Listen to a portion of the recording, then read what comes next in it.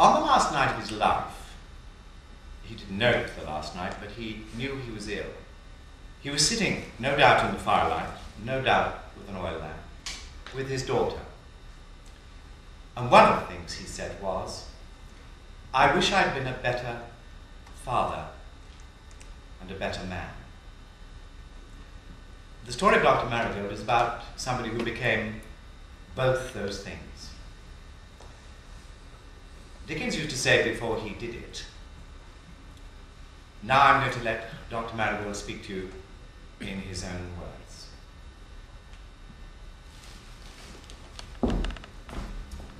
I'm a cheap jack.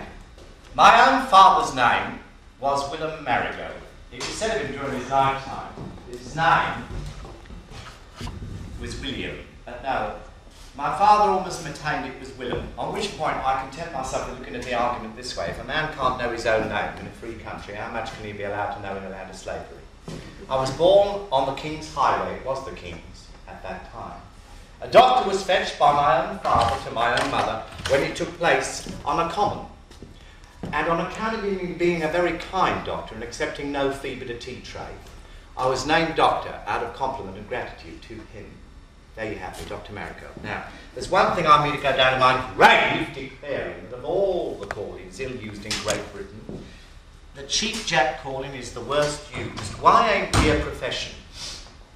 Why aren't we endowed with privileges? Why are we forced to take out a hawker's licence? Since no such thing is demanded of the political hawkers, I don't see any difference but what's in our favour. We're cheap jacks, they're dear jacks. The same election time, I pitch my cart in the marketplace on a Saturday night. I put up a general miscellaneous stock. I say, "Now, my free and independent voters, I'm going to give you such a chance as you've never had in all your born days, nor yet in all the days preceding. Now, I'll tell you what I'm going to do with you. Here's a pair of razors that'll shave you closer than the Border Guardians. Here's a flat iron worth its weight in gold. Here's a genuine chronometer watch in such a solid silver case that you may knock on your door with it when you come home late from a social meeting and rouse up your wife and family, save you knock her up for the postman. Here's half a dozen dinner plates that you may play the cymbals with to charm the baby when she's fractious. Stop! I'm going to throw you in another article. And that article's a rolling pin. Now, if the baby can only get it well into its mouth when its teeth is cut, and rub its gums once with it, they'll come through double in a fit of laughter equal to being tickled. Now then, stop. Here's a frying pan, artificially flavoured with essence of beef steaks. You've only got the rest of your life to fry bread dripping in it. There you are, replete with animal food, as I say. I'm going to throw you in another article. I don't like the look of you. You don't have the appearance of buyers. Because I'd rather lose by you than take no money tonight. That article's a looking glass that you may see how ugly you look when you don't bid. Now then, what do you say? £1, not you, you don't have it. 10 shillings, no, you owe more than that to the milkman. I'll tell you what I'll do with you. Here they are, all of them, the footboard of the cart, the razors, the frying pan, the flat iron, the chronometer watch, the rolling pin, and the looking glass, and the plates, of course. All right then, all right. Take them all away for 4 shillings. I'll give you 6pence for your trouble. Well, that's me, you see, the cheap jack. The cheap jack. Now, on the Monday morning, at the hustings, comes the dear jack, his cart. What's he saying? Now, my free and independent voters, I'm going to give you such a chance which you've never had in all your born days. He starts just like me.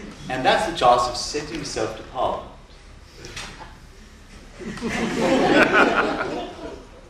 You know, I courted my wife from the footboard of my cart.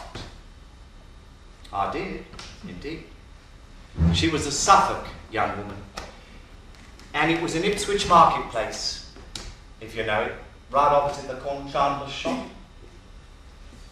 I'd spotted her one Saturday night, appreciating highly, up at a window, and I thought to myself, if not already spoken for, I'll have that lot. Next Saturday, I pitched the card as before, and I was in very high feather indeed, you know, keeping them laughing, getting the goods off briskly. At last, I took out of my pocket a small lot, wrapped in soft paper, and I addressed them thus, looking up at the window occasionally where she was.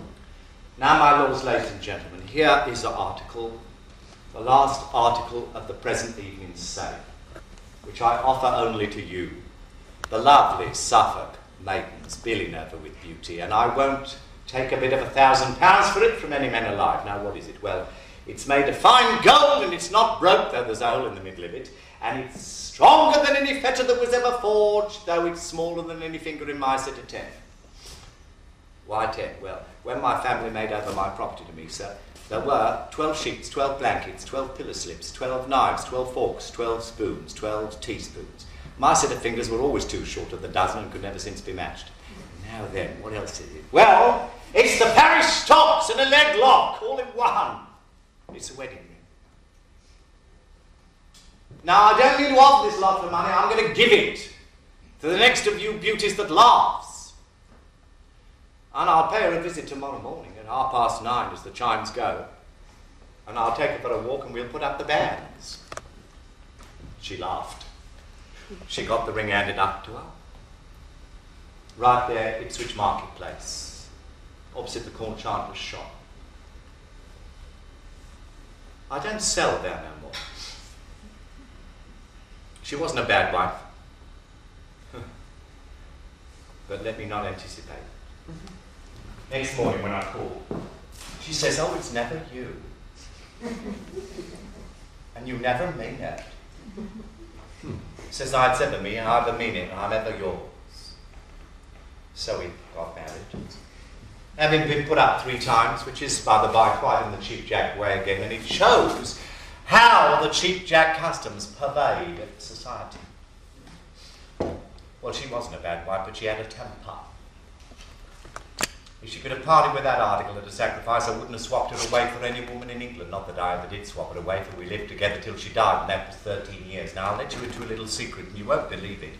13 years of temper in a palace would try the worst of you, but 13 years of temper in a cart, that would try the best of you. Whether it's the jolting that makes it worse, I don't undertake to decide, but jolting, violence in a cart is very violent. And aggravation in a cart, well, it's aggravating. We could have had such a pleasant life. Now, a roomy cart with the heavy goods hung outside and the bed slung underneath when on the road. An iron pot and a kettle, a fireplace for the cold weather, chimney for the smoke, hanging cupboard, shelf, dog, a horse. Well, what more do you want? What more do you want? You draw off on a bit of turf in a green lane. You hobble your old horse, you set him off grazing. You light your fire on the ashes of the previous visitors. You cook your stew, you wouldn't call the Emperor of France your father. But you have a temper in the cart, flinging language and hardest goods in Stockholm. Now there where I'll put a name to your feelings. My dog knew as well as I did when she was on the turn. Harry knew it was a mystery to me, but he would rouse himself from his deepest slumber. His ears would go back. At such times I wished I was him. The worst of it was, though, we had a daughter born to us. Now I love children with all my heart. When she was in a fury, she beat the child. It's got to be so shocking when the child was 4 or 5 years old. I've often gone on with my whip over my shoulder of the old horse's head, sobbing and crying worse than ever Sophie did, for how could I prevent it?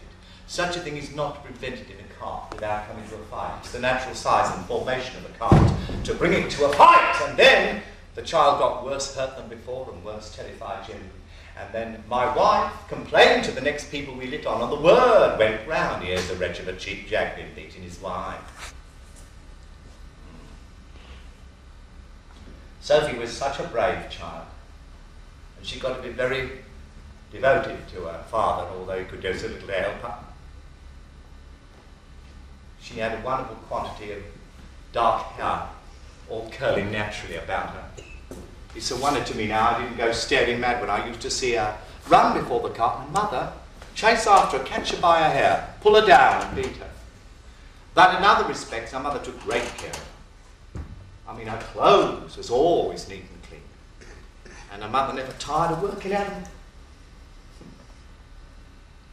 Such is the inconsistency of things.